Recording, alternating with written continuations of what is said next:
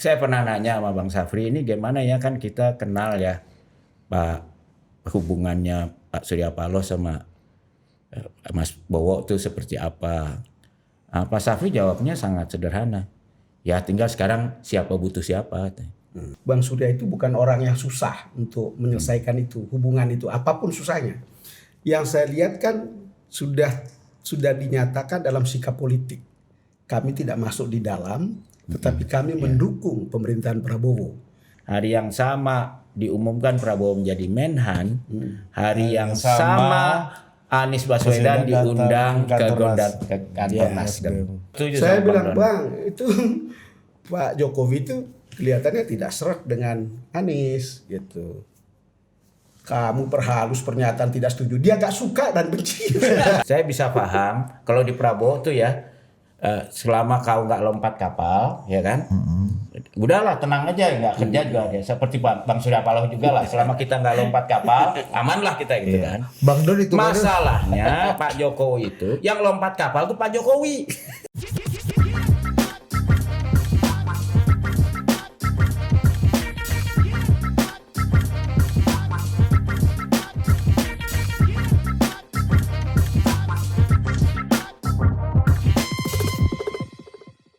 Orang-orang terbaik itu lahir dari craftingnya Don Bosco Salam. Wah iya.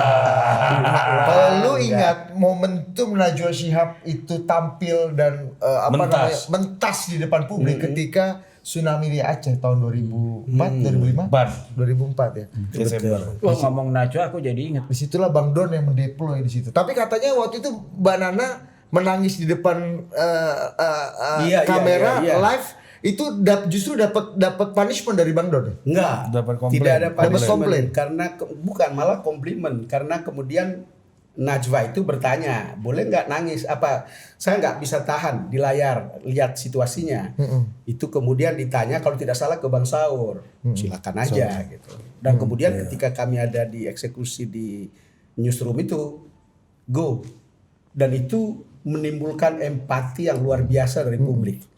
Saya tidak tahu kebenaran jurnalisme apakah itu oke gitu. Boleh apa enggak? Iya, boleh apa enggak? Benar atau salah? Tergantung school of thought. Tetapi kalau kita bicara kita sebagai komunikator dan kita itu harus connected suasana itu dengan publik, itu oke menurut saya. Tergantung mazhab lah. Iya, tergantung mazhab yang begitu. Dan Abang sebagai pimpinan di newsroom memutuskan bahwa itu boleh. Sangat connected. Karena tidak semua orang bisa melihat situasi di lapangan pada saat itu. Ada orang yang duluan, tapi kemudian balik. Tapi kami bersama Najwa, dia tinggal di sana untuk beberapa hari, lalu kemudian menyampaikan laporan itu sampai kemudian kita punya gambar. Gambar yang kemudian kita dapat dari teman kita yang mahasiswi kedokteran di Unpad, yang memperlihatkan ombak itu bisa sampai di atas rumah. Oh, yang ini Putri itu Bang. Ya. Itu gambar pertama tuh Bang. Putri itu gambar pertama. Yang kedua gambar yang kita ambil dari kontributor sebetulnya TVRI, tapi kemudian kita mengatakan itu gambar private. Lalu kemudian kita tayangkan itu bagaimana ombak itu sampai ke Masjid Raya. Dan itu sangat dramatis. Hal-hal itu yang kemudian membuat Metro itu kemudian jadi tontonan. Lalu kemudian ketika kita buka dompet Indonesia Menangis, itu termasuk sumbangan yang paling banyak dalam sejarah media ketika dia membuka dompet sumbangan. Dan salah satu awal itu adalah tangisan Najwa Shihab dari Aceh, dari Banda Aceh. Dan kemudian sebenarnya bisa aja Abang memberikan punishment PBI kemudian atau apa. memberikan penghargaan kepada kita empati jurnalism waktu di Riau, Hari Pers di Riau, Mas. Najwa menerimanya, Metro menerima. Itu saya kebetulan pemret pada saat itu. Iya, udah 21 tahun sekarang ya, Desember ini. Iya, 21 tahun yang lalu. Desember ini Mas ya? Iya. Lo waktu itu ada nggak sih? Kita kan ada pertemuan sama JK, tiba-tiba ada telepon lagi makan. Lo ikut nggak sih? Enggak, saya enggak ikut. Jadi Saya ada tahu bahwa pertemuan Pak JK Pemret ke sana. di Dharma Wangsa. Iya. Terus kita lagi makan gitu, tiba-tiba Pak JK berdiri terus dia bilang, Anda tahulah kalau saya berani meninggalin kalian nih, telepon dari siapa Iya. gitu ya. Jadi Pak JK kan orang pertama. Terus dia langsung terbang kan, ngambil pesawat pribadi. Iya. Memang di zaman itu saya kelas 1 SMA Bang waktu itu. Masih muda sekali. Abang udah pemimpin redaksi. Kan? Iya. Iya makanya. Jangan dikasih tahu lah. Nggak, Ini masalahnya ini- menggambarkan usia kita jauh beda. Makanya rumusnya nggak ada percakapan ini rumusnya nggak ada. Iya, Tapi iya. nggak apa-apa sekarang. Ada Donald Trump kita tenang. Oh ya. Ada Prabowo, Donald Iya, iya, Trump. Masih iya, muda iya, kita, Don. Dalam manual book ini nggak masuk manual book. Bang. Budi dan Ari bisa bercakap-cakap sama Don Bosco sama Bang Harimurti kan. Dan nama Abang Don Bosco seperti yang sudah kita bahas sebelumnya, ya kan? Mas Bambang Harimurti. Kami berdua nggak ada alasan terkenal nih, Budi, Ari. Nah, apa alasannya udah nggak ada? Justru nih? sangat terkenal kan Budi Ari ini. sama seperti Begitu kalian bikin total politik, Nah, kena sur itu gitu. sesuatu itu. Kena sur. Jadi kalian itu jangan menganggap loh sama. Kalau kita ini kan just doing our job, Iya. kan kira-kira begitu. Bahwa kemudian orang mengenal dan seterusnya, kita itu juga di luar pikiran kita. Kita hanya lakukan Dan Bang pekerjaan. Don yang bikin aku kagum apa? Waktu pertama kali aku diundang mereka di ruko sana, penontonnya 30 Bang. 30 memang. Terus inget nggak? Iya gua sumbang deh 10.000. BHM ini ikut gini dong. Ikut nyelengi coba kalau sampai akhirnya ya kan. luar Bisa begini. biasa kan. Bang, tapi ada satu yang nggak ada di manual book politik juga. Apa? Kita lihat beberapa waktu belakangan ini karena ada kaitannya sama Bang Don nih. Hah? Pak Surya Paloh sama Pak Safri Samsudin kok bisa akrab sekali, Iya, bisa bersandingan. Pak Surya Paloh datang, bahkan di Kementerian Pertahanan dibawakan lagu Mars Nasdem. Nah, dengan sama cerita. ini, sama satu lagi. Ini berkaitan sama ini. Saya dengar cerita nih Bang Don. Dengar cerita, nggak tahu Bang Don sebagai orang lama tentu punya info yang lebih banyak daripada saya. Waktu itu setelah habis pemilu 2009, Pak Surya Paloh sarapan pagi sama Pak Prabowo. Yang Pak Prabowo dikawal sama siapa Dit waktu itu? Pak Permadi. Permadi. Ya. 2009 Ini atau Setelah 2019? pemilu 2009. Iya. Setelah Munas Golkar, setelah Munas Golkar. Oh, setelah Munas Golkar. Nah, jadi Pak Prabowo dalam pertemuan sarapan pagi itu bicara Setelah Munas Golkar apa setelah pemilu? setelah pemilu. Setelah pemilu. 2009 atau 2019? 9. 9. Ini informasi Oke, yang kami oke, peroleh oke. Bang ya. Iya. Dari Kan abang masih informan. di pusaran tuh epicentrum tuh 2009 tuh kan, ya kan? Setelah Pak Prabowo berpasangan dengan Bu Bu Mega Mega dan kalah. Pak JK berpasangan dengan Wiranto kalah dengan SBY. Jadi Betul. Pak Prabowo bilang, Bang Surya, udah kita alumni Golkar ini harus bersatu. Kan memang prinsip persatuan Pak Prabowo udah terlihat ketika itu dia percaya kalau bisa menang dengan bersatu. Abang kalau di situ, saya di sini ya nggak bisa menang kita, gitu kan? Kita harus bersatu Bang, alumni Golkar ini, gitu, ya kan? Mantan Golkar ini, baru kita bisa menang. Gitu. Kata Pak Surya, nggak mungkin aku bersatu sama kau, karena kau dulu yang tangkap aku. Nah, bukan saya Bang Safri. Safri kan anak buah kau katanya. Gitu. Itu konon kabarnya percakapannya seperti itu. Verbatimnya Pak tepat Surya atau tidak? ditemani nama siapa? Pak Suri Jeffrey Giovanni. Oh Jeffrey Giovanni. Ya. Waktu itu masih akrab. Pak Prabowo konon katanya ditemani oleh almarhum Pak Permadi. Iya. Iya, yang sudah pindah dari PDIP. Jangan tanya saya, yang lebih tahu itu Mas Bambang. Enggak, betul Bang. Tapi pertanyaannya gue balik. Ya, ini balik ke sini nih. Manual book di manual book kan kita percakapan gini nggak mungkin ada di manual book normal. Iya, Seperti Najwa Shihab menangis dan kemudian dapat penghargaan. Itu nggak ada di manual book. Nggak ada di manual book. Betul, ya. Abang menciptakan manual book baru. Sama Playbook, seperti playbook, bayangan ya. kita di playbook di manual booknya nggak ada tuh Pak Surya Paloh dan Pak Safri Samsudin bisa segitu. Ini rumusnya apa? Apakah ini cuma pantes-pantesan aja atau Ada seperti tujuan apa? lain. Iya, ini kan nggak mudah buat keduanya. BHM lagi mikir. BHM lagi mikir sambil ya kan. Karena kalau saya akan sedikit di luar, walaupun saya mungkin paling dekat ketika pada waktu Pilpres 2004 dan 2009. Iya, kan. Itu kan ada Pak SBY kira-kira, dan saya cukup dekat, dan dari peristiwa-peristiwa di situ saya cukup dekat. Tetapi antara cerita tentang Bang Surya dan Pak Safri itu yang paling kita dengar itu kan soal tanah tinggi. Tanah tinggi yang kemudian ada di situ ada urusannya Budiman Sujatmiko, Besar ada Patria. dan lain-lain. Lalu kemudian diancam ditangkap 2 orang. Salah satunya itu Bang Surya, kemudian yang kedua itu adalah Sofyan Wanandi. Pada saat itu gitu.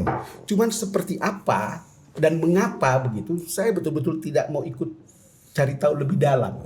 Walaupun cerita kemudian dari Bang Surya gitu, cerita sambil ketawa-ketawa gitu ketika saya di Metro gitu, tapi kan ini saya tidak bisa sampaikan ke sini. Bahkan gitu. Bang, saya ini juga dapat cerita juga nih. Abang kan sebagai orang dalam kira-kira ini dua-duanya orang dalam. Iya, Ini orang dalam.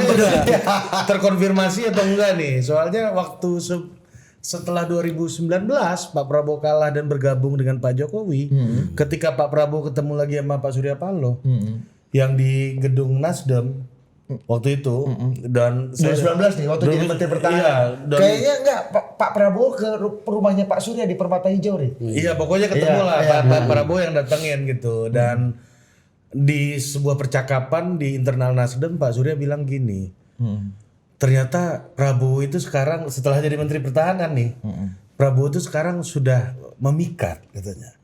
Omongannya banyak yang tajam sekarang. Tapi sayang kita sudah terlalu lama kenal. Itu lagi-lagi konon informasinya gitu, Bang. BAR juga.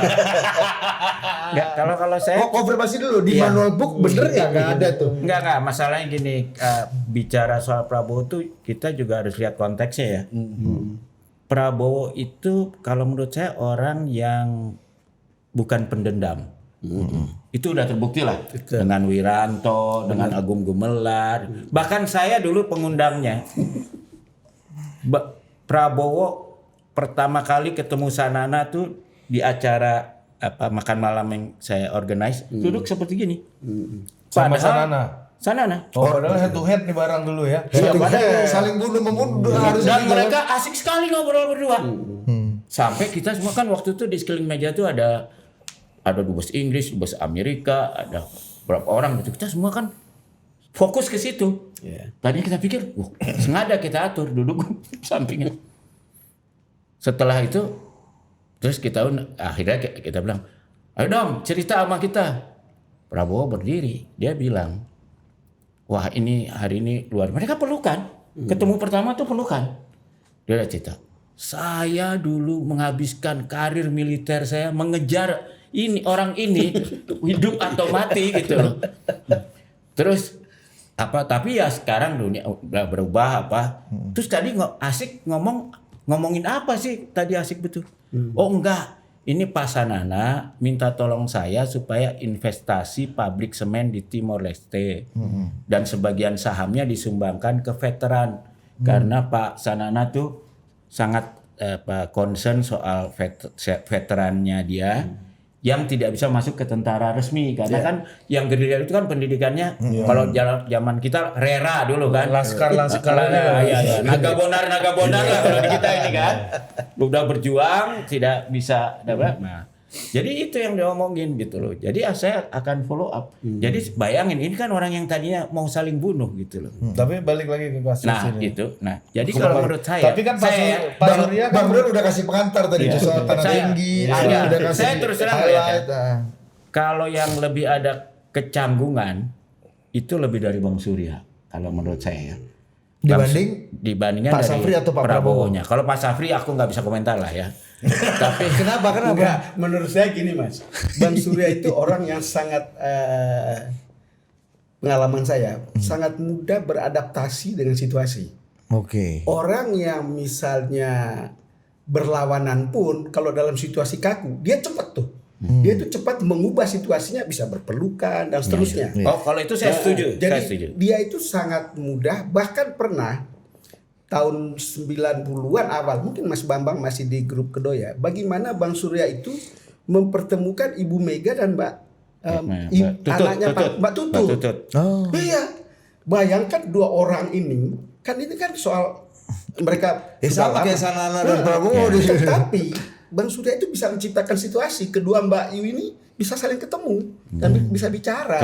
Dan kebetulan hari ulang tahunnya sama. Iya, jadi pada waktu itu, jadi kalau lihat Bang Surya misalnya kalau lihat sekarang apakah Riku dan seterusnya, sebetulnya banyak hal yang mudah gitu cair gitu. Walaupun ada masalah-masalah substansial, ada perbedaan. Tetapi kan sebagai politisi tahu betul ini panggung.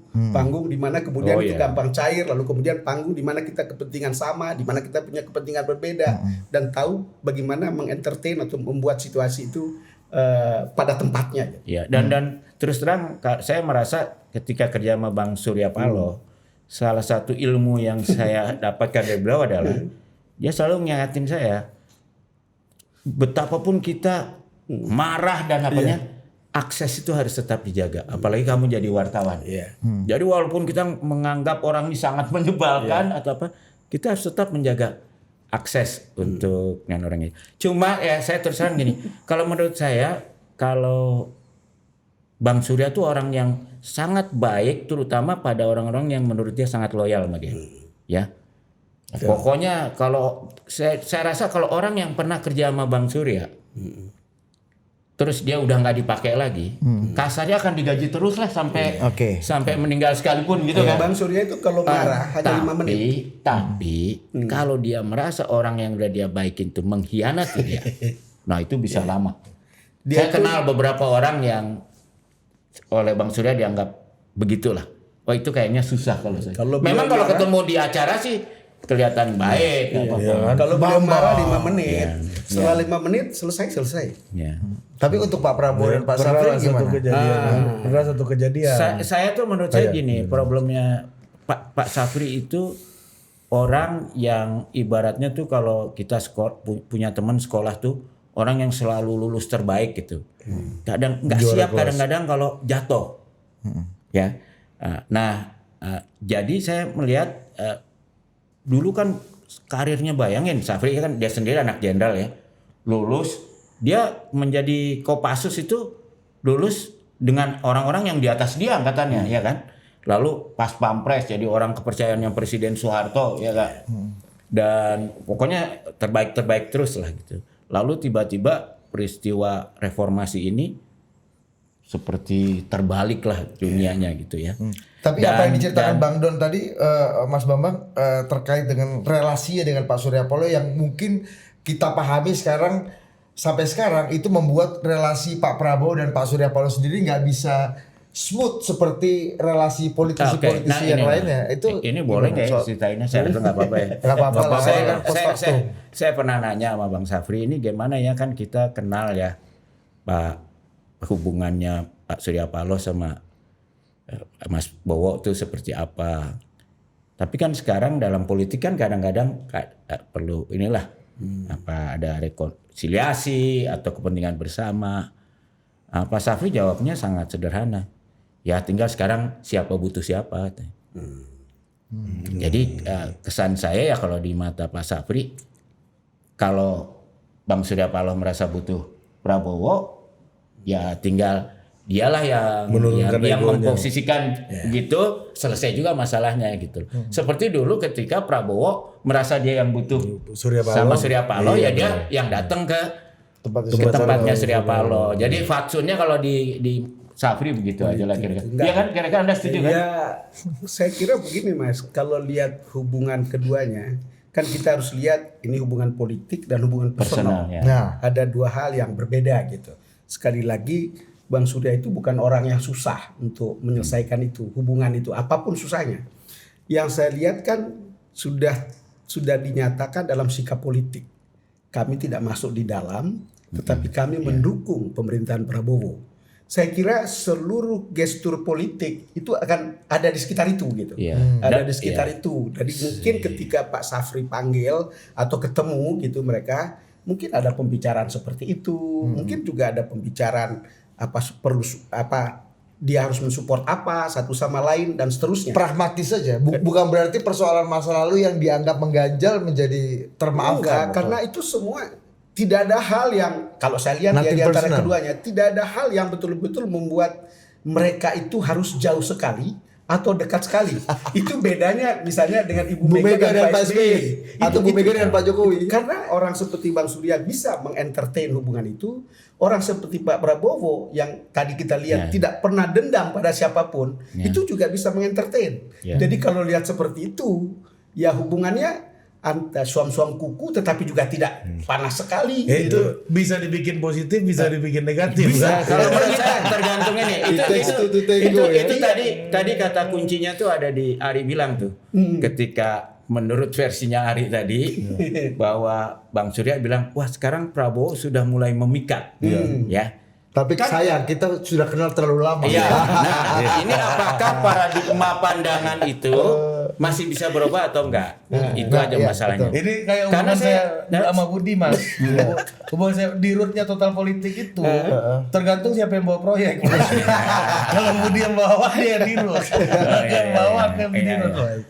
Enggak, karena kalau menurut saya ya kalau menurut saya dalam hubungan ini memang bebannya lebih berat di Bang Surya sih. Kalau tahun 2019 kan sebetulnya atau tahun 2019 atau 2020 Pak Prabowo ketika masuk kan itu kan Bang Surya kan orang yang sangat dekat dengan Pak Jokowi. Saya rasa mereka berdiskusi tentang itu seperti apa dan seterusnya, dan saya kira saling support. Dan saya Tapi saya ingin nih ada satu periode apakah kebetulan? Tapi saya merasa itu bukan kebetulan. Apa? Pada hari yang sama, seingat saya bisa dicek. Hari yang sama diumumkan Prabowo menjadi Menhan. Hari yang sama Anies Baswedan diundang ke kantor Nasdem. Ya, apakah itu berarti sesuatu atau kebetulan? Nah, terserah, total politik lah. 2019 sih berarti ini. setelah pemilu dan Gue baru ingat tuh, iya benar ya. iya, dan itu waktu itu apa namanya? Canggih. Saya dengar bahwa Pak Prabowo baru akan jadi menteri apabila Pak Surya Paloh kasih approval katanya dulu. Karena jangan sampai Pak Jokowi kan nggak mau ada tidak berenakan di dalam lingkaran dia gitu. Apalagi ketika itu saham Pak Surya mungkin di Pak Jokowi masih Sangat tinggi belum pada terkoreksi setelah mencalonkan Anies ini kan udah mulai terkoreksi. koreksi setelah pencalonan Artinya Anies. ya. Saya kebetulan dengar langsung dari Jokowi. Gimana Bang? Oh enggak, kan Pak, saya sudah pernah cerita di sini. Diulang nggak apa-apa lah. Jadi Singkat. ketika pencalonan presiden dan wakil presiden 2024. 2024 saya kan membawa surat undangan nikahan anak saya ke tempat Pak Jokowi untuk hadir. Lalu saya tanya, kan Bang Surya itu pingin memasangkan Anies Ganjar atau Ganjar Anies. Gitu. Saya bilang, Mas, apa yang membuat Anda sulit memasangkan dua orang atau menerima dua pasangan ini? Karena kemudian dalam pandangan Bang Surya itu selesai. Urusan sektarian apa segala macam sudah selesai. Rekonsiliasi nasional tuh ya. Rekonsiliasi Pilpres pun nasional. sudah selesai. Aduh, Pak Don. Kalau keduanya siapa yang kerja? Kira-kira gitu. Tahu lah Pak Dan Jokowi. agak setuju barang itu. Agak setuju nggak pernyataan itu? Loh, saya menyetujui pasangan itu. Lalu kemudian saya kasih tahu ke Bang Surya. Ya, saya juga setuju Saya sama bilang, Don. Bang, itu Pak Jokowi itu kelihatannya tidak seret dengan Anies gitu. Kamu perhalus pernyataan tidak setuju. Dia gak suka dan benci. Oh iya kalau begitu. Lalu disitulah Pak Jokowi, Pak Don harus hitung. Prabowo itu justru lebih punya kans. Pak Prabowo, dia teman saya. Saya bilang, kalau begitu kita beda ini. Bisa beda kita dalam nanti. Gitu, dalam ini. Enggak, Pak Don itu teman saya. Seteman-temannya. Belakangan kan kita juga itu tahu bahwa itu diakui secara terbuka. Baik oleh Pak Jokowi maupun oleh Pak Prabowo. Dan jadilah seperti yang kita lihat sekarang kan. Iya, ujungnya Pak Prabowo hidup Jokowi. Hidup Jokowi. Orang jangan lupa Suaramu bahwa persis. orang jangan lupa loh ketika Bisa ditangkap nih, dulu Bang. PDIP mau calon gubernur Jakarta, TK dan sebagian besar PDIP itu maunya Foke. Iya. 2012 Tapi ya. yang membantu mendorong Jokowi dan Ahok itu Prabowo dan Hasim. ya. Ya. 1000%. 1000%. Bahkan Hasim ngaku-ngaku sebagian besar biaya kampanye itu dia yang bayar. Dia ngakunya. Ada di Tempo. Saya sudah ke rumahnya Foke ketika Bang TK sudah merestui. Iya. Dengan Jenderal Adang kalau nggak salah gitu ya. Adang Ruhyatna ya. Iya. Gitu. Bahkan sudah mahar sudah beres semua. Mahar. Loh iya, aku dengar itu. Iya. Itu kan pada saat-saat terakhir sekali Mega itu putusin, ingat kan? Iya. Dan salah satu yang ikut membujuk itu Prabowo. Iya. Mas, tapi kembali lagi ke soal relasi ini dan apa Deddy kaitan Mizwar pun politiknya. waktu itu udah mau nyembeli kambing, Bos. Oh, gitu Sebelum ya. Ahok masuk. Oh, jadi wakilnya Jokowi. Jadi wakilnya Jokowi dan waktu itu ya ada anggapan bahwa Prabowo ingin menghindari sentimen anti Cina, makanya Ahok didorong. Walaupun katanya Pak Jokowi waktu itu nggak terlalu optimis dengan Ahok. Iya. Waduh, Pak ini Jokowi, ini Pak barang apa Jokowi nih? Sementara Pak Ahok ingin mengkompensasi anggapan orang terkait dengan bagaimana sentimen negatif pasca 98 itu. karena Pak Jokowi waktu itu maunya Sandiaga Uno. Iya. Iya kan? Cuma Sandiaga Uno masa gua wakil, Iya, Jokowi dia yang maunya. Mas, by the way, soal tanah tinggi yang tadi Bang Don ngomong itu apa sih yang terjadi peristiwanya kalau boleh kita ingatkan lagi ya? Ini kan sejarah aja Mas. Ini kalau penting. sejarah ya, Mas Bambang tuh ada di situ. Gua Ada. inget tuh sempat dipanggil Jadi waktu itu pimpinan kecijan. saya. dipanggil kecil jantung Mas juga. BHM.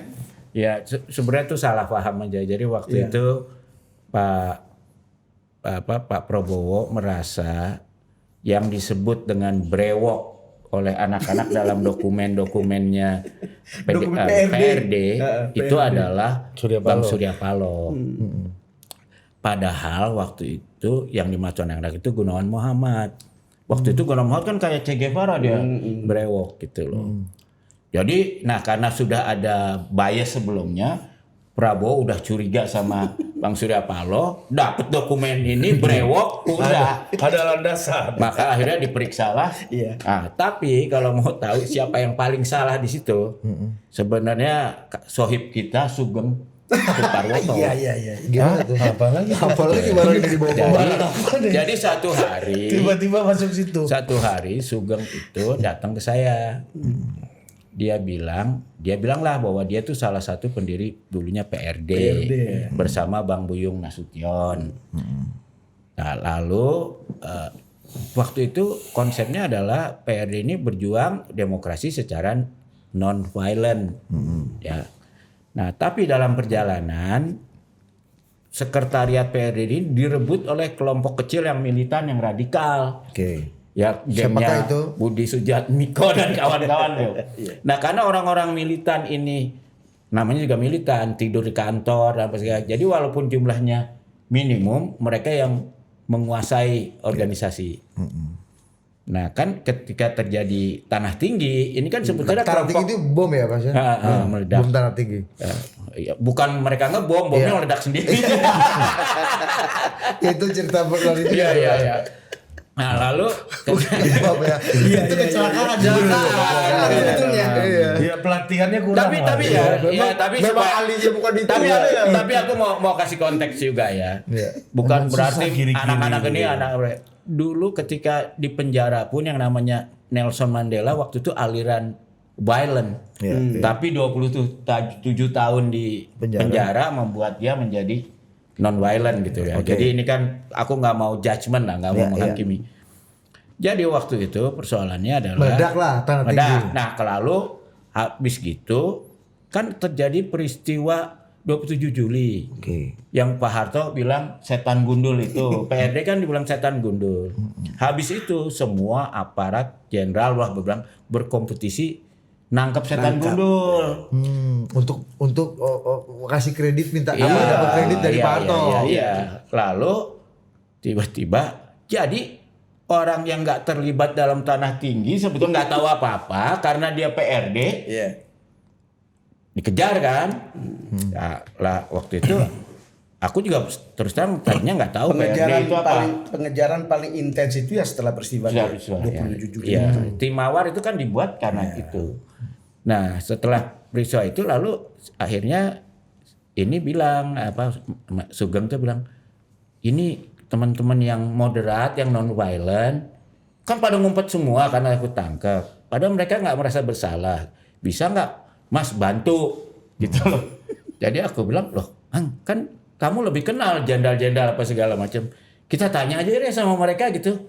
Kalau mereka nyerah ke sampean gitu, ini mau diapain? Ternyata yang paling baik itu Pak yang jadi kasat tuh Pangdam Diponegoro, siapa Pak Subagio. Pak Bagio bilang karena kebetulan anaknya Pak Bagio itu tuh juga aktivis.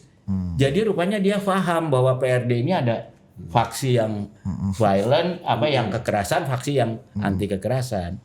Jadi rupanya Pak Bagio paham karena itu udah suruh lapor ke saya aja. nanti saya nggak tahan nggak apalah, pokoknya paling lapor aja. Ya udah, jadi aku bilang sama Sugeng, ya udah suruh ke Pak Bagio aja gitu. Tuh, aman, kita jagain aja, janjinya dijaga.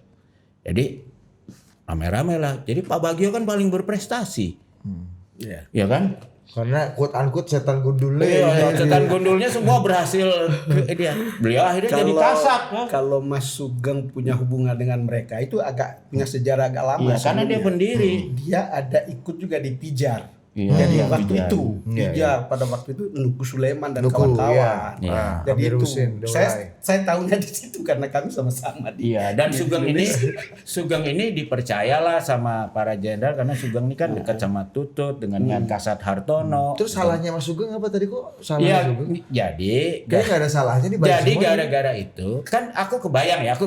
Tim Mawar pasti dimarahin dong. Masa nih tim yang paling hebat-hebat Kagak dapat apa-apa. dapatnya sedikit banget dibandingin, ya kan? Oh gitu. Tapi kan kalau aku jadi komandan tim Mawar, aku bilang bahwa ini gara-gara Sugeng. Oh gitu. Nah, Sugeng itu kan kerja sama Surya Paloh waktu itu. Sampai sekarang.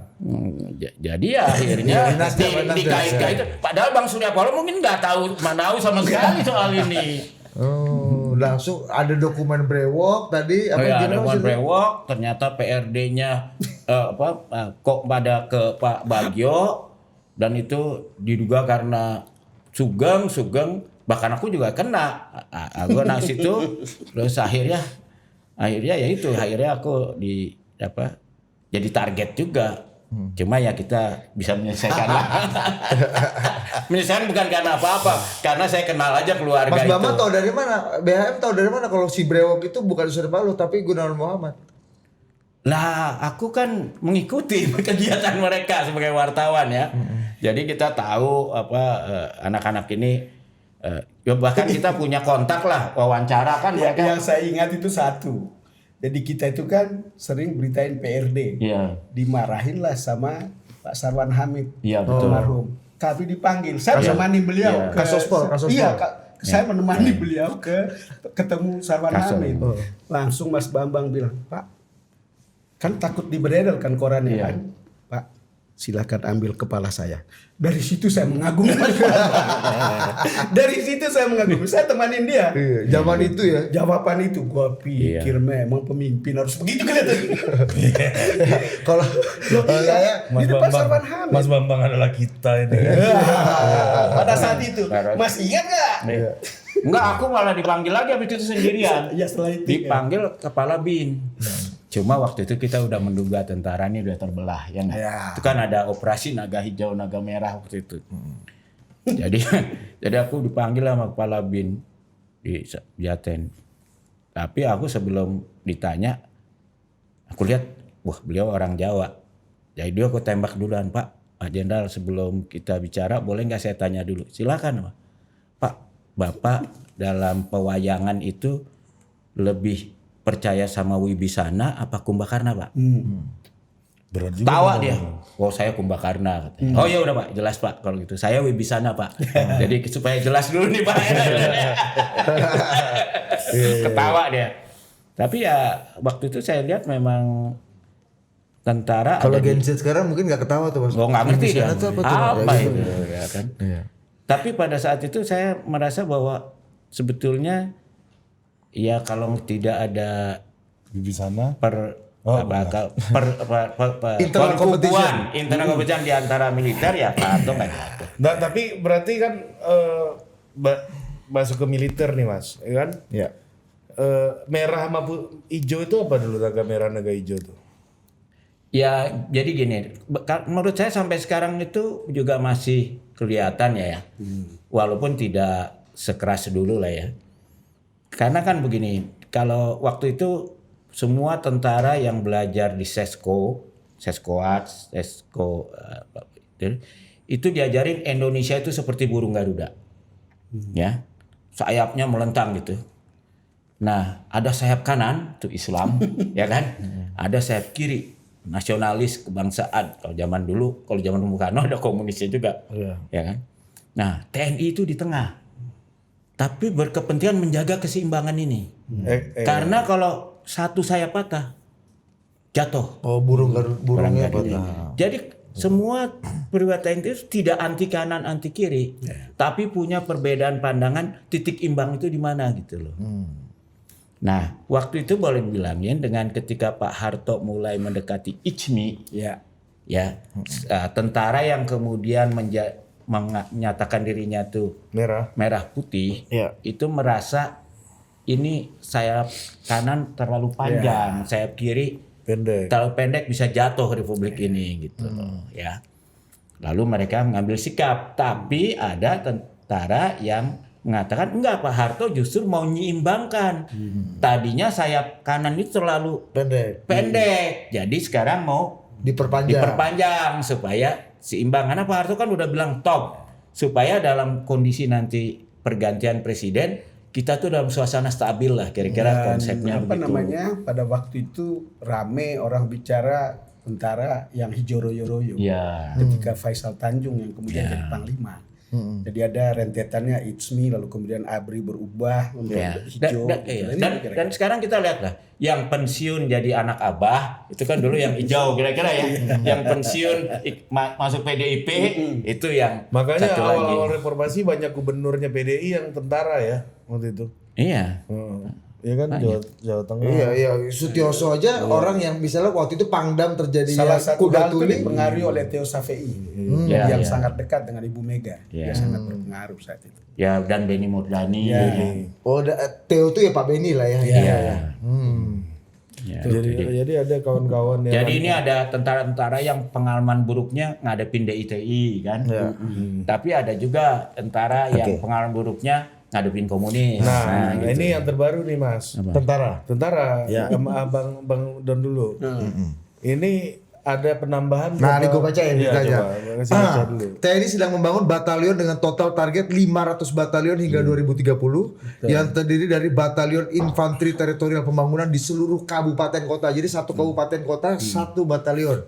Batalion ini memiliki fungsi ganda membantu program pembangunan nasional seperti pertanian, perikanan dan kesehatan selain mendukung pertahanan keamanan.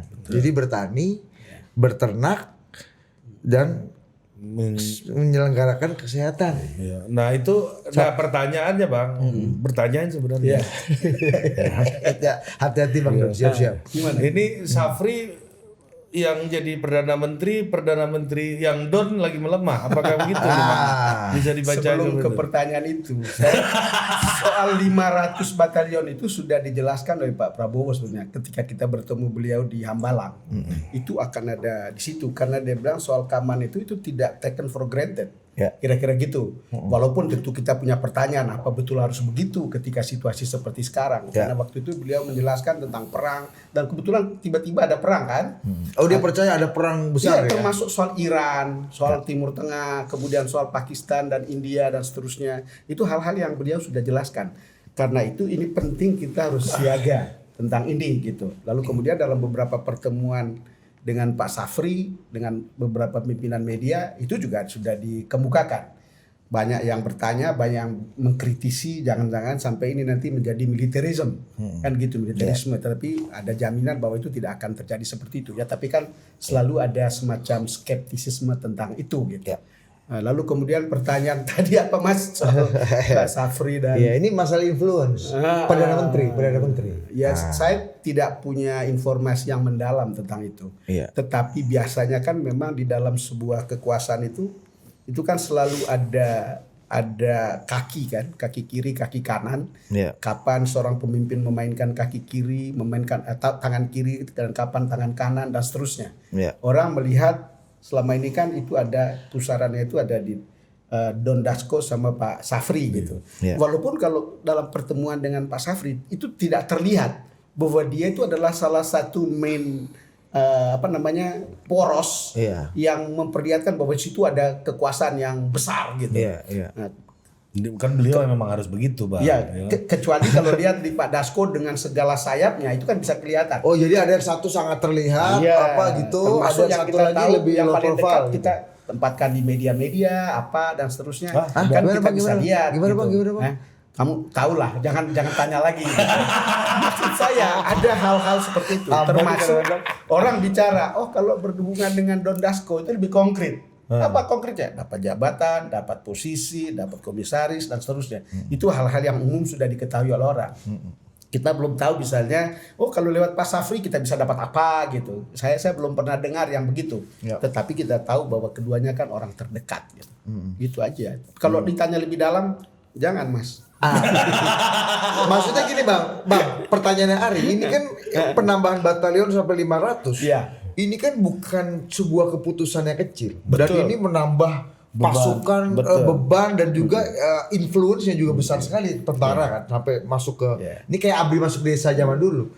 Nah, ini kan butuh keputusan politik yang nggak kecil. Nah, artinya influence-nya Pak Safri berarti lagi sangat dominan dong. Saya kira bukan Pak Safri seorang diri, tapi itu juga gagasannya Pak Prabowo untuk melakukan itu, atau mereka berdua pasti berdiskusi. Saya tidak tahu apa dasarnya, tetapi itu tadi banyak kritik soal ini. Apa betul itu lebih penting daripada, karena itu akan memakan anggaran banyak. Kita merasa atau Pak Presiden meminta supaya hemat, tetapi yang ini pasti anggarannya besar sekali. Kan gitu kira-kira. Lalu di mana kemudian letak penghematannya gitu. Ini hal-hal yang kemudian dipertanyakan. Kedua, soal urgensinya. Kalau kita bicara keamanan, apakah tentara dan boleh bertani dan berternak? Beternak, bertani. Kenapa nggak IPB aja yang diturunin kan? Iya kan, daripada ke bank kan, alumni IPB kan jokesnya dulu itu. Ini kembali ada satu alumni IPB senior kita yang sangat kita kagumi, Udi Lubis. Mungkin Pak Udi bisa bantu bertani kan? Ini soal school of thought aja. Bertani isu kalau soal school of thought dan latar belakang ketika seseorang memimpin, menurut saya itu akan sangat berpengaruh. Beda kalau misalnya seorang sipil yang menjadi presiden. Saya sih menduga seperti itu. Jadi ini nggak ada hubungannya dengan perebutan pengaruh atau siapa yang lebih lagi dominan bisa atau jadi, lagi bagus. Ya, kita tidak bisa menutup kemungkinan itu. Tidak bisa menutup jawaban aman ini, Bos. Ya, itu bukan soal jawaban aman, itu normatif tapi faktual juga. Bisa jadi lah, kemungkinannya gede. Iya kan? Mas PM punya bukti-bukti. Saya ini beruntung karena saya kan nggak diundang briefing of the record yang berapa 14 jam di Hambalang. Enggak sampai 14 Ya, jam. jadi saya bebas ngomong ya kan, saya nggak ada ikutan gini. Kalau saya sih untuk memahami itu tuh, pertama kalau kita lihat tuh Prabowo itu mungkin presiden yang paling lama mempersiapkan dirinya termasuk timnya kalau saya jadi presiden. Ya, dan itu bisa kita baca dari kumpulan pidato Paradok Indonesianya kan. Nah, kalau kita agak mempelajari itu, kita tahu bahwa Prabowo ini termasuk yang pakar yang yakin bahwa Perang Dunia Ketiga akan terjadi. Ya. Saat ini kalau kita Google di dunia itu mungkin sekitar 44% pakar geopolitik tuh yakin bahwa Perang Dunia Ketiga itu keniscayaan. Masih minoritas, tapi kayaknya Presiden Prabowo ini termasuk yang 44% itulah. Nah, karena terbukti yang dia undang juga John Mearsheimer kan. Dia kan orang yang termasuk yang situ. Nah, kalau kita berpikir dengan Indonesia akan Perang Dunia Ketiga, kalau kita juga sekali lagi baca Paradok Indonesia, dia sudah mengatur strategi Indonesia nggak boleh terlibat. Kita harus berteman dengan semuanya. Ya, jadi jangan sampai terseret harus berpihak pada ini, harus berpihak pada itu. Nah, tapi problemnya adalah letak Indonesia itu sangat strategik karena kita menguasai 4 slot dunia. Jadi kalau ada perang dunia kedua, wilayah laut kita ini mau nggak mau harus mereka kuasai ya, siapapun. Ya. Nah, karena itu Indonesia yang negara kepulauan ini bisa terganggu nih, negara pulau. Nah, lalu gimana kita bertahan? Kalau secara militer, orang dekatnya Pak Prabowo yang mempelajari khusus soalnya bilang kalau hitungan alat-alat mesin perang, kita diserang sama Cina ini 3 hari selesai. Iya kan? Nah, jadi karena itu harus ada strategi lain. Nah, kalau sekali lagi kalau kita baca Paradok Indonesia kan selalu Prabowo itu bilang kita harus kembali ke konstitusi. Nah, bagaimana pertahanan Indonesia menurut konstitusi itu namanya perang semesta. Jadi artinya perang itu bukan hanya urusan tentara profesional, tapi seluruh elemen bangsa itu harus terlibat. Dan itu terbukti sekarang terjadi di Ukraina. Di Ukraina itu kalau kita lihat tentara Ukraina itu udah tua-tua. Orang programmer komputer jadi drone operator, orang dosen jadi tentara di lubang-lubang gitu. Makanya ada Komcat kan di sini ya. Nah, di sana kan ada teritorial gitu. Nah, kalau dalam program semesta kita itu sebagai negara kan nggak mungkin bisa logistiknya jalan baik antar pulau. Oleh karena itu tiap pulau itu mesti mandiri dalam melakukan perang gerilya itu nanti. Nah, kalau gerilya kan bukan hanya mengandalkan pada senjata militer, tapi mesti bisa makan sendiri, mesti bisa hidup, ya, dan mesti. Karena itu solusinya saya lihat kayaknya Prabowo adalah bukan meningkatkan tentara tempur, gitu. Karena kalau gerilya kan tempurnya nggak terlalu canggih lah, tapi adalah pendukung tempur itu. Kalau dalam konsep gerilya itu untuk satu tentara penempur itu perlu kira-kira 9-10 tentara non tempur, yaitu yang ngurusin logistik pertanian, ngurusin makan, perumahan. Dan kalau kita dengar bahkan pidato Prabowo kan sering dia bilang salah satu ciri tentara profesional atau enggak adalah lihat aja ngurus makannya bener nggak? Tapi kan kalau kita baca Huntington ini kan ada konsep namanya Praetorian military. Lain. Nah itu justru menurut saya. Nanti kan menurut saya kalau saya membaca ya, tapi ini dugaan saya bisa salah. Saya membaca mungkin Pak Safri itu membaca rencana Pak Prabowo itu agak beda. Jangan-jangan dia nggak terlalu baca Paradok Indonesia gitu. Karena kalau saya lihat, saya pernah ketemu Pak Safri dengan beberapa pimpinan media. Buku Paradoks Prabowo itu justru dibagikan oleh Pak Safri. Tapi ya membagikan kan tidak berarti membaca kan. Ya kalau kita pinjam bahasanya Rocky Gerung kan, kita kan punya banyak transformasi Mas, tim transformasi. Kami juga ikut membagikan bukunya Bambang Gacul, Bang. Tapi belum baca kan? Baca. Transformasi Mas, transformasi. Jadi sebelum dilantik, saya kebetulan diundang. Itu dibaca. Nah, apa dibaca apa enggak kan saya juga tidak tanya. Enggak, karena saya Tapi lihat intinya untuk memperkuat itu. Ya enggak, karena Kalau saya kata Pak Safri, lihat ngapain saya baca, wong saya yang nulis. enggak, karena kalau saya lihat apa yang saya baca dari Pak beliau itu kok pendekatannya bukan pendekatan tentara rakyat ini ya, tapi pendekatannya Praetorian Guard itu. Iya, betul. Gitu loh. Padahal kalau saya lihat batalion teritorial ini pendekatan perang rakyat semesta. Tentara rakyat gitu. Sebelum perang beneran diuji dulu di pertempuran elektoral kan, Mas. Nah, itu kekhawatirannya. Saya rasa ya kalau itu sih nggak terlalu, ya itu orang politik boleh begitu ya. Tapi kalau saya melihatnya begini, ini Prabowo itu kan agak American minded ya, banyak belajar di Amerika.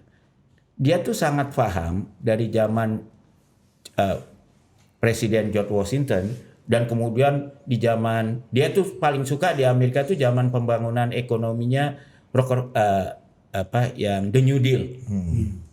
Itu yang sangat dimanfaatkan oleh pemerintah Amerika tuh ada yang namanya US Corps of Engineer. ZENI lah kalau bahasa kita dari zaman Bateri ini kan. Jadi ZENI ini karena negara Amerika itu federal, banyak negara bagian. Ya, lalu kalau ada proyek yang lintas federal itu nggak ada yang mau perhatiin. Gua cuma mau membangun di federal, sama seperti daerah lah. Nggak, kalau begitu udah lintas daerah, bukan urusan Pemda ini lagi. Seolah Pemda ini udah nggak mau. Wah, ini jalan provinsi. Aku nyambung. Ada sampah di sini itu urusan dia bukan ya. Nah, di Amerika diselesaikan oleh US Corps of Engineer. Seni nih. Jadi kalau kita lihat sekarang udah 200 tahun lebih, hampir semua jalan-jalan yang lintas state gitu, itu dibangun oleh US Corps of Engineer. Oh, highway Nah, itu. termasuk Hoover Dam itu yang paling gede itu bangun oleh dia. Itu tentara tuh, Mas. Tentara, tapi kebanyakan tugasnya sipil, membangun, tentara pembangunan. Iya, cuma punya pangkat. Punya pangkat, dan itu juga jadi mobilitas sosial buat terutama orang-orang di daerah. Maksudnya kan orang sekolah ke ITB cuman sedikit lah.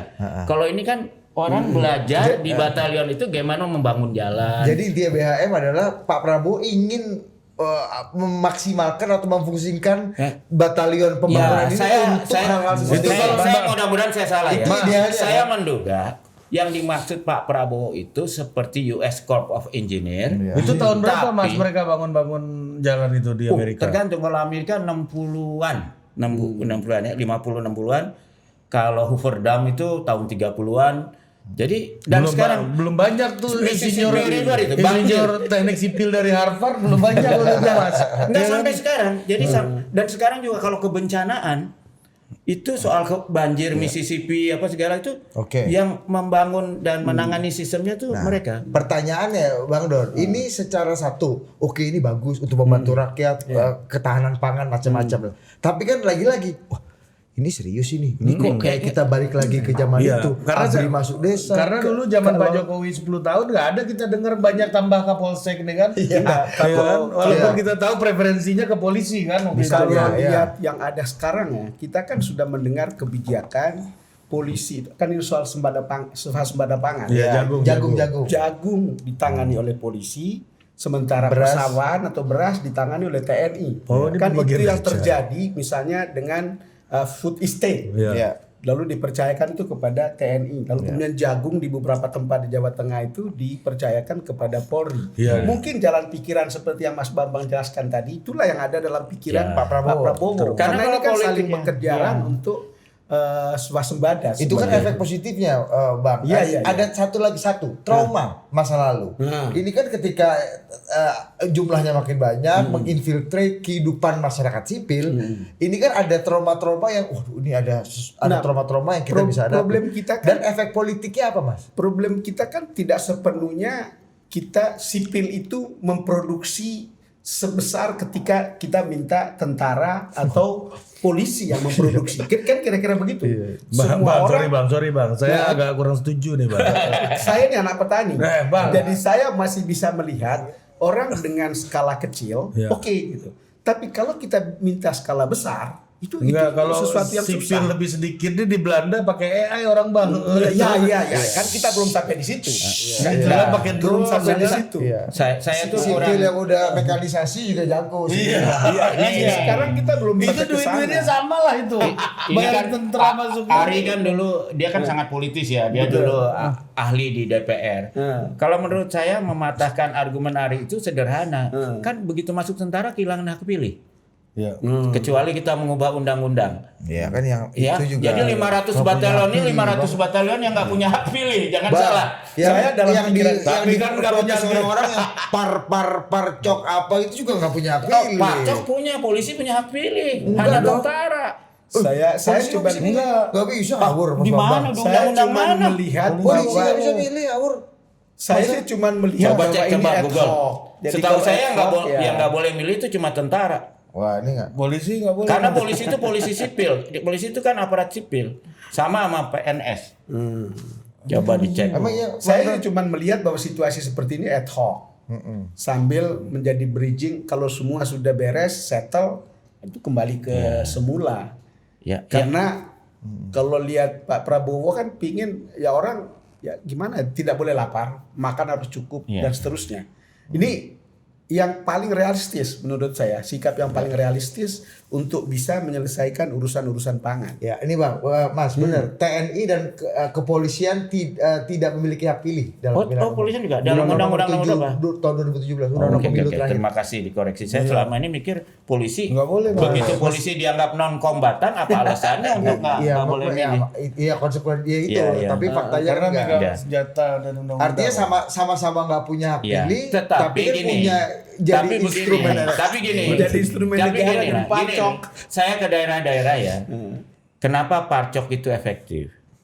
Karena parcok itu di daerah-daerah itu menjelang pemilu kan hampir ke banyak daerah tuh saya orang-orang mengaku kepala desa itu dipanggil polisi hanya diminta menjelaskan pelaksanaan dana desa. Enggak Mas. Kepala desa. Ada juga sejumlah berita yang mengatakan dipatok kemenangan di sebuah tempat itu adalah sekian. Lalu ditugaskanlah ke polisi. Beres ya. beresin. Oh enggak, itu penugasannya. Nah, Tapi yang saya tuh tanya kepala desanya di Sumatera, di mana-mana, kebetulan saya ada kesempatan keliling. Mereka bilang mereka tuh dipanggil, lalu hanya disuruh kasih jelasan aja gimana penggunaan dana desa, penggunaannya. Nggak ada sama sekali stres. Dan ketika selesai, udah baik. Mereka kan udah gemeteran. Udah. Cuma begigitu mau selesai, udah Pak kalau mau aman, ya gini. Udah keluar juga kencing setetes itu maksudnya dipanggil. Jadi itu. Bang, tapi trauma gini lagi nih, Iya. traumanya tentang yang kita sebut tadi Barcok apa gitu. Dengan adanya batalion 500 biji ini bisa jadi presiden juga. Trauma itu ada dan kita pertanyakan itu ke misalnya ke Pak Safri Bisa atau nggak ke jadi Pak instrumen Prabowo. politik juga barang ini? Karena kita berpikir bahwa ini soal militerisme. Itu hal yang kemudian kita seperti kembali ke masa lalu.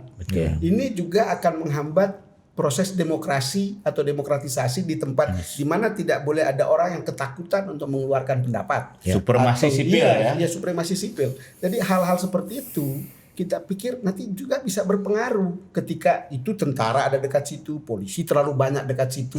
Kan ini kan masa lalu yang orang selalu pikir bahwa Trauma. sipil itu nggak bisa lawan. Apalagi kalau polisi atau tentara pilihannya beda kan bingung juga kan Apalagi nanti kan. kalau misalnya itu digunakan sebagai alat politik, itu kan hal-hal yang kemudian ya menurut saya realistis ketika orang pertanyakan dan orang dulu ada baru aja kita sepakat bahwa penopang politiknya kekuasaannya Pak Harto ABG kan, ABRI birokrasi Golkar. kita bicara jangan sampai itu terulang lagi seperti itu. Jadi cerita kita harus jaga itu. Barcok ini efektif gara-gara ditanyain penggunaan dana desa kan. Loh iya. Nah, nanti habis itu ada 5 tentara di luar ke rumah kepala desa ini lebih stres lagi dia.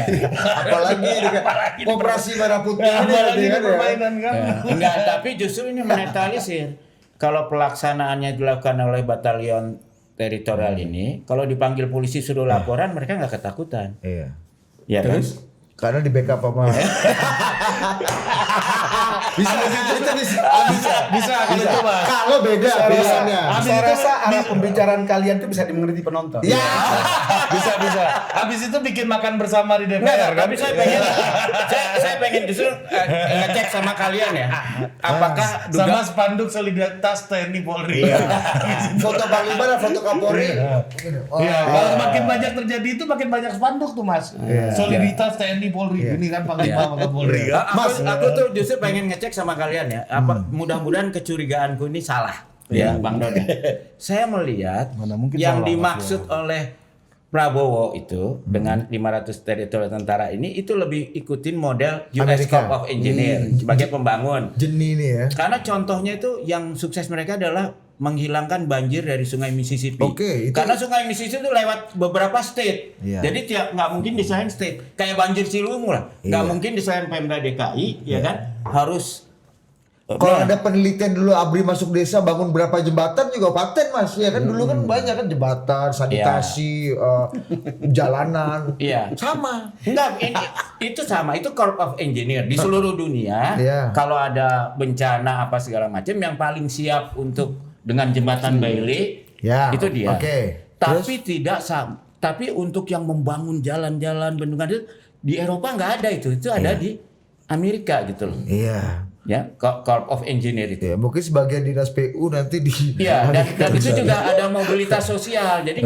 orang nggak harus sekolah ke ITB untuk bisa Oke. bikin jembatan. Dia ikut aja batalion teritorial di Biak sana gitu. Ya. Dia bisa bikin jembatan. Kenapa kita butuh ITB Mas? Itu konsep yang lebih tinggi. Nah, tapi saya khawatir. Saya kira yang mungkin, saya Mas. khawatir, yang difahami oleh Pak Safri ini lebih yang Anda sebut tadi Praetorian Guard. Iya, Praetorian. Iya, makanya. Itu yang kalau di Mas Bambang aja nggak ilmu- yakin antara Pak Prabowo sama Mas Safri. Ya, ini kalau dalam ilmu politik disebut Claudio tuh kalau di Brazil gitu ya. Iya. Jadi Jadi alat politik kan maksudnya alat kan? politik Iya. gitu loh. Itu Nah. BHM aja curiga kan? Iya. Ya, ini cara- Masa kita kalau nggak yang boleh itu curiga, kekhawatiran Bung Don Bosco itu sangat masuk Itu akal. kalau lu udah pernah jadi Pimpret, cara curiganya beda. Sama yang Sophisticated ya. kita rendahannya beda cara curiganya bos. Ya kan wisdomnya lebih di Poinnya depan, adalah kan? penonton ngerti. Paham mereka. Mantap bos. Oke Bang Don harus beranjak dewasa dulu dari sini. Beranjak kembali ke kantor ya kan dia masih kantor. Tapi ada satu tuh. Nah, Kalau Mas, kalau kasih aku penutup melihat dulu. ya bahwa Cerita Bang Firaun Don Bosco ini seolah-olah agak maghrib lah gitu ya. Kalau menurut saya kalau tadi kalau lu baca bukunya Paradoks Indonesia itu memang tugasnya Bang Dasko ini praktis sudah selesai lah tugas Kontrak utama. sudah selesai. Yaitu bahwa semua undang-undang dan revisi undang-undang yang diperlukan oleh Presiden Prabowo untuk menjalankan rencana-rencana sudah selesai. Terakhir KUHAP nih terakhir ya. Iya, yang tapi signifikan praktis udah selesai lah dalam setahun, kan targetnya setahun. Jadi 20 Oktober ini kemarin itu mestinya udah selesai 1 tahun lah. Menempatkan orang-orang juga sudah Nah, selesai. sekarang untuk menjalankan yang payung hukumnya ini udah ada, ya memang itu bendera estafetnya dikasih ke Mas Safri. Chapter baru. Dalam perencanaannya menurut saya emang begitu. makanya pelita kedua nih berarti pelita Iya. kedua nih. Tahun kedua. Makanya diposting lah sama Bang Dasko kan. Di sekretariat kabinet Enggak, Instagramnya. di Instagramnya Bang Dasko. Ada ya? Di saat memulai itu seperti. Ah, ini gua baca. Biar formatifnya tepat. Iya. Patah nih Bang. Lu ngomong dulu sebentar nanya dulu ke Bang Don. Gitu kan Bang Don, ya kan. Memang kalau masalah Paradoks Indonesia ini mohon izin ya, mohon maaf. Kita ini satu-satunya YouTube channel yang melakukan pembedahan khusus terhadap buku ini. Bang, pembicaranya Bambang Harimurti. Iya, satu-satunya, Bang. Ya kan? Kayaknya ya sepengetahuan saya belum ada YouTube channel lain yang membedah itu, bahkan Garuda TV aja nggak ada tuh. Oh nih. Ah, nih mungkin Bang Don bisa menginterpretasikan dan bahaya. Terakhir ya. Kata Don Dasko gini. Musiknya apa itu? Coba kasih dulu. Aduh, nggak ada jodoh celu nih. Lu tuh bacain aja kan ada tulisannya di atas tuh. Gak usah gitu kena copyright Vindas. Gimana sih kita suruh nyalain musik? Itu kan ada tuh Oh, tulisannya. jodoh celo. Ya, itu aja cukup. Oke. Ya. Udah fokus di kata-kata apa di musik nih? Iya. Enggak, nanti bisa ditafsir. Oh, iya, Ya oke. kan lu Oh, kayak iya. lengkap. Banyak yang ramai di akhir cerita, tapi sunyi saat bab perjuangan ditulis. Profesor Sufmi Dasko Ahmad. Musiknya apa? Musiknya? Jodoh celo. Gua Itu justru kodenya ada di situ. Ya coba, Bang. Ya saya kira sesama Don ya. enggak beda dong. Dari perspektif sesama Don. Iya, ya. saya rasa ada kesadaran bahwa mungkin akan segera selesai untuk part ini gitu. Tapi tidak berarti bahwa itu akan berakhir. Saya tidak yakin karena ini kan urusan partai, urusan masih banyak yang di DPR dan seterusnya. Hanya mungkin berubah ketika suatu saat Don Dasko itu sangat banyak menentukan tentang orang, bahkan merekomendasikan orang, entah komisaris, entah menteri, entah gubernur, entah mungkin jaksa dan seterusnya. Media mungkin itu tadi. sudah selesai. Mungkin itu sudah selesai lalu kemudian ke tahap berikutnya. Mungkin soal institusionalisasi, soal percepatan undang-undang di DPR dan seterusnya. Yang mungkin bukan sesuatu yang sangat besar sekali, tetapi tugas itu kan tugas yang melekat pada Don Dasko sebagai legislator. Dan itu tidak berarti bahwa ini berakhir. Kalau melihat Pak Safri udah mulai ketemu ketua-ketua partai itu seperti laporan majalah Tempo itu gimana? Ya kalau Bang lihat Don? itu kan untuk PKS mengatakan sudah ya, posting. ya Pak- untuk Bang mengatakan Surya. bahwa saya juga bisa melakukan itu, atau mungkin Pak Prabowo juga menginginkan saya harus melakukan itu gitu. Dalam pengertian bukan hanya satu orang yang bisa melakukan. Saya cuma melihat itu, dan itu politik mah biasa, karena seorang pemimpin politik itu tahu kapan sebuah institusi digunakan, kapan dia harus agak surut, kapan sesuatu bahkan institusi ketiga yang harus lebih maju dan seterusnya. Dia tidak bisa percaya hanya pada satu orang atau Jadi satu institusi. bagian dari politik perimbangan kekuasaan ala Pak Ya itu Prabowo. bagian dari itu. Kalau saya nggak ngelihat perimbangan, ya ini kembali lagi jadi kita bicara Paradoks Indonesia ya. Kalau menurut saya ini tahapan kok. Jadi kalau menurut saya tugasnya Pak Dasko memastikan semua undang-undang, revisi undang-undang untuk melaksanakan rencana kerja Pak Prabowo itu selesai dalam 1 tahun. Land clearing nih ya. Nah, jadi beliau tuh sudah melakukan tugasnya, menurut saya hebat lah Bang Dasko itu ya. Lalu mulailah harusnya kan mulai 20 Oktober itu setahun, fase kedua itu adalah pelaksanaan itu di bawah Pak Safri gitu ya. Tapi kemarin menurut saya ada sedikit korslet dalam transisi itu. Karena terbukti Pak Prabowo sendiri sempat keceplosan ngomong terjadi internal over competition istilahnya ya. Jadi kompetisi yang harusnya sehat sempat agak panas lah gitu loh. Tapi kalau menurut saya bukan berarti kalau dalam istilah wayang lalu Bang Dasko masuk kotak, enggak. Dia kan harus maintain. Cuman kalau tugasnya tadinya line clearing, sekarang memastikan jangan ada semak-semak belukar.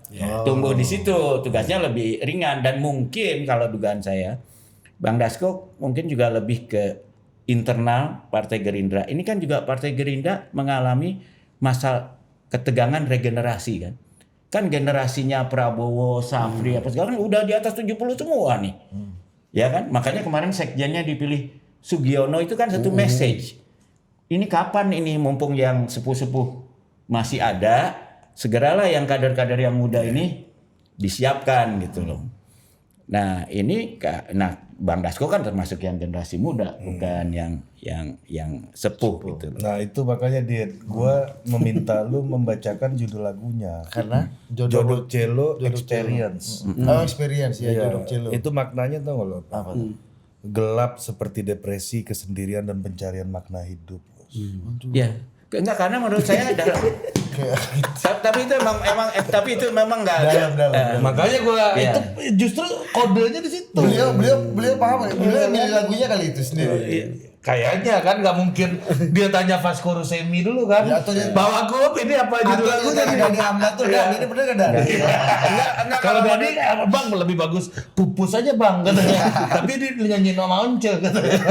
Enggak, ini kan emang ini wajar lah kalau kita dari atas panggung sekarang disuruh ke belakang panggung dulu gitu. Karena yang naik gantian yang naik panggung. Jadi kalau ketua partai politik udah pintar, udah tahu, makanya pada mendekat ke Sapri. Saya hanya bisa melihat dari segi karakter seorang Presiden Prabowo atau Prabowo pribadi yang loyal pada teman, loyal pada siapapun, bahkan orang-orang yang memusuhi dia, yang musuh dia pun dia masih bisa rangkul. Dari segitu kita bisa melihat pertarungan politik di sekitar itu hampir tidak mungkin misalnya memotong atau membuang orang yang loyal. Dan Don Dasko kan salah satu yang loyal. Ada harga terhadap kesetiaan ini ya. Betul. Itu beda. Itu Pak Jokowi sama Pak Prabowo sama apa beda? Enggak, itu sama. Pak Jokowi sama. Don harus jawab nih, karena aku juga biasa Pak Jokowi sama. Karena kayak misalnya Bang Andrinov gitu misalnya. Berhenti jadi menteri tapi Di opening. dikasih komisaris misalnya. Anies Baswedan berhenti jadi menteri? Kan mungkin belum dikasih. Mas Anies mungkin mereka Tom Lembok belum dikasih udah lompat kan bisa jadi kayak gitu kan. Sabar dulu ya. Iya. Sabar dulu Dinda. Iya kan Tak tunggu dulu opening, kan kita cari dulu. Nah, menurut saya pada saat-saat itu ada yang di mata Jokowi melakukan kesalahan aja. Oh. Dan kalau ada kesalahan ya Punishment itulah. udah. Iya. Rasa-rasanya ada yang lompat pagar. Misalnya ada orang bilang kita mau soal saham apa minta saham. Kan kita tidak tahu ujuk-ujuknya apa dari mana gitu ceritanya. Dan di roadmapnya Jokowi beda gitu. Nah itu dia melihat ini akan menghambat. Bedain antara yang diputus sama yang diparkir. Itu makanya. persis cerita Andrinov misalnya. Kenapa dia diganti? Ini gara-gara soal HUS kan? enggak yang Kira-kira begitu soal HUS. HUS apa IKN? HUS kereta Iya, cepat. kereta cepat. Iya. Karena dia orang yang membutuhkan pertimbangan lama sementara Pak Jokowi pengen ini cepat-cepat. Di situlah Jenderal Luhut comply ya. Paten barang ini Pak. Sikat aja barang ini ya. Gitu. Enggak, kalau menurut saya perumpamannya itu seperti gini. Saya bisa paham kalau di Prabowo tuh ya selama kau nggak lompat kapal, ya kan? Udahlah tenang aja, nggak kerja juga dia. Seperti Bang Surya Paloh juga lah. Selama kita nggak lompat kapal, amanlah kita gitu kan. Bang Don itu Masalahnya Pak Jokowi itu yang lompat kapal tuh Pak Jokowi. Jadi bingung yang di dalam kapal, ya kan? bagus juga analogi ini. Kapten ini pindah ke kapal lain ya. Iya. Loh kok ini kok Ditinggal kapal itu. ada gunung. Sini. Kapten ini kan udah kapal sebelah. Ya kan? Tempatnya ada eksekusi kan. Wah, Captain kabur. Bagus juga itu, Bang. Bukan Tapi setuju Lu kan? manggil Bang aja lu. Yang lompat kapal. BHM. Bukan apa? Enggak, tapi Aris setuju kan? Dalam hal ini yang lompat kapal Pak Jokowi. Iya. Itu kan memang kalau Pak Jokowi kan memang imajinasinya dalam eksperimen memang di atas rata-rata. Dia out of the box. Satu-satunya menurut Romahur Muzi, politisi di Indonesia yang menjadi politisinya yang menjadi fotografernya sampai admin medsosnya ya Pak Jokowi sendiri. Menurut Romahur Muzi. Itu caption juga Pak Jokowi. Cuma kayaknya lompatnya ke kapal yang jauh lebih kecil sekarang ya. Aduh. Masalahnya Mas, ini kapal gede, cuma berhenti nabrak ini kecil cuma jalan terus Mas. Masih bisa jadi gede ya. Jadi gede. Tapi kan problemnya emang kapal kecil Mas. Tapi kayaknya di atas kapal induk.